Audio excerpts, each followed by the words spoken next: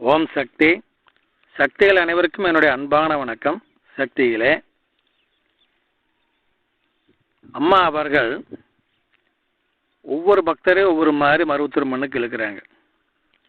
அதில் கன்னியாகுமரியை சேர்ந்த ஆரல்வாய்மொழி அப்படிங்கிற பகுதியை சேர்ந்த இரு இளைஞர்களை அம்மா எப்படி தடுத்தாட்கொண்டாங்க அப்படிங்கிற கதையை பாருங்க. கன்னியாகுமரி ஆரல்வாய்மொழி அந்த பகுதியில் ஒரு மன்றம் இருக்குதுங்க. இந்த இளைஞர் பேர் வந்துங்க இளைய பிரசாந்த். ஆமாங்க, இளைய பிரசாந்த். மெக்கானிக்கல் படிச்சிருக்காருங்க, டிப்ளமோ இன் மெக்கானிக்கல் இன்ஜினியரிங். இந்த தம்பிக்கு வயசு இப்போ 22 ஆகுதுங்க. இவங்க சொந்த வீட்டில் குடியிருந்து கொண்டு இருந்தார்கள்.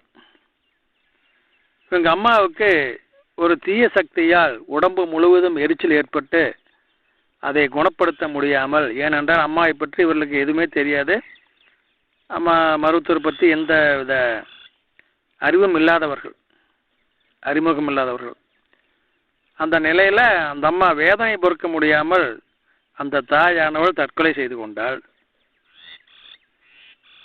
அப்போ வந்துங்க இந்த இளைய பையனுக்கு, இளைய பிரசாந்த் 11 வயசு,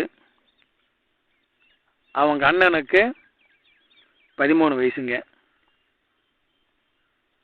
அவங்க அண்ணன் பேர் சம்பத். குழந்தைய 2 பேரும் ரொம்ப மனசொடிஞ்சு போய் அழுதுகிட்டு இருக்கிறாங்க. அப்புறம் எல்லாம் தெப்பு தேறி அவங்க அப்பா வளர்த்திட்டு இருக்காரு. சரி, சிறு குழந்தைகளை வைத்துக்கொண்டு என்ன சாப்பாட்டுக்கெல்லாம் வழி இல்லையே, அதனால அவங்க அப்பாவுக்கு அவங்க சொந்த பந்தமெல்லாம் சேர்ந்து 2வது கல்யாணம் பண்ணி வைக்கலாங்கிற முடிவுக்கு வர்றாங்க. அதற்கு முன்னால் சக்திகளை, இந்த செய்வனையால் பாதிக்கப்பட்ட இந்த வீடு வேண்டாம், இதை விட்டு நமக்கு வாடகைக்கு வெளியே போகலாம்னு சொல்லி இவங்க முயற்சி பண்ணுறாங்க. ஆனால் எவ்வளவோ முயற்சி செய்யும் வீடு கிடைக்கவே இல்லை, வாடகைக்கு மாற்று வீடு கிடைக்கவில்லை.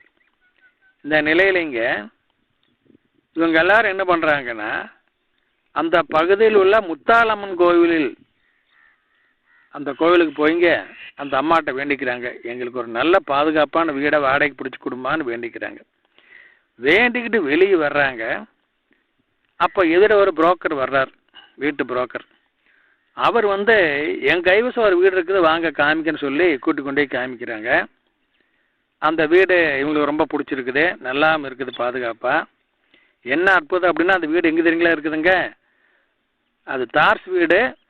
அந்த வீட்டுக்கு மேலே ஆதிபராசக்தி வார வழிபாட்டு மன்றம் இயங்கிக் கொண்டிருக்கின்றது. ஆமாங்க, அப்படிப்பட்ட ஒரு இடத்துல அம்மா இந்த திக்கு தெரியாமல் அலைஞ்சிட்டு இருக்கிற இந்த குடும்பத்தை அரவணைச்சு தனக்கு கீழ் குடி வைத்து கொண்டார்கள். இப்படிங்க பார்த்தீங்களா சக்தியிலே.